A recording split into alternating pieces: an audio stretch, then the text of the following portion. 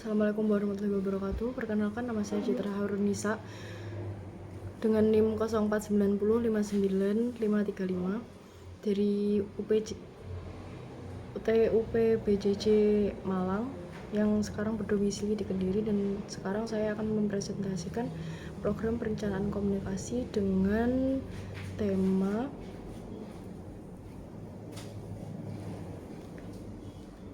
sukses bukan sekadar hoki, melainkan menyiapkan skill set dan portofolio sejak kuliah.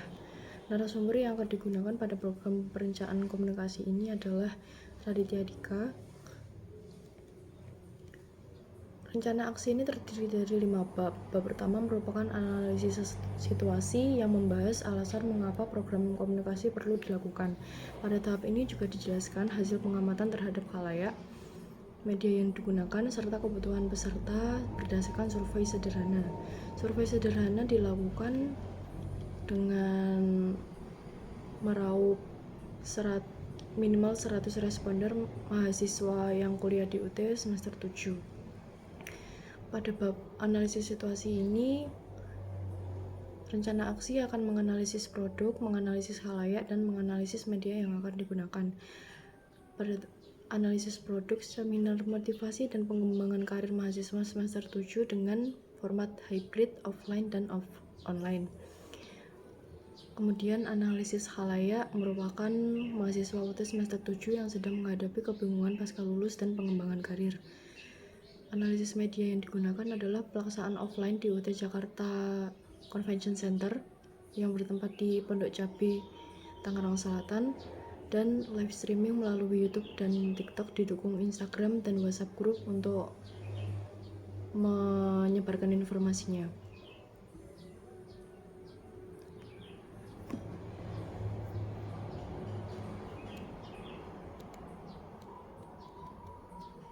Pada tahap analisis situasi, kemungkinan besar akan ditemukan 72% mahasiswa semester 7 bingung kehidupan pasca lulus mereka, 68% belum memiliki portofolio, dan 81% memilih seminar online.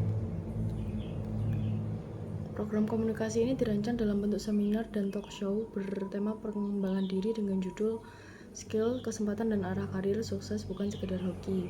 Program ini bertujuan memberi gambaran yang lebih realistis mengenai makna kesuksesan. Tema tersebut dipilih karena masih banyak mahasiswa yang melihat keberhasilan hanya dari hasil akhir, padahal proses pembangunan kemampuan juga memiliki peran besar.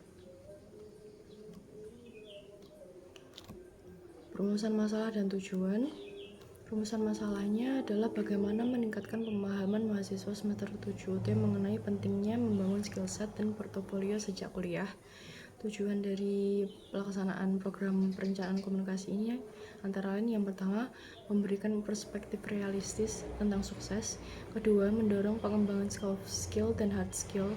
Tiga, memotivasi mahasiswa membangun portofolio sesuai minat mereka.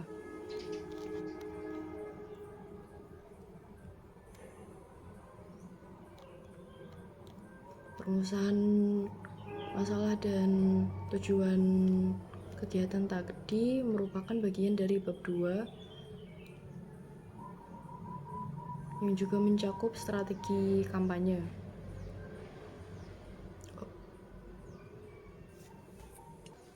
Selanjutnya pada bab 3 akan saya bahas mengenai strategi program komunikasi.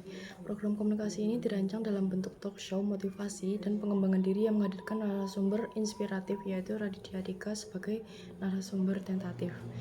Pemilihan narasumber didasarkan pada pengalamannya membangun karir di bidang yang ia sukai secara konsisten, mulai dari menulis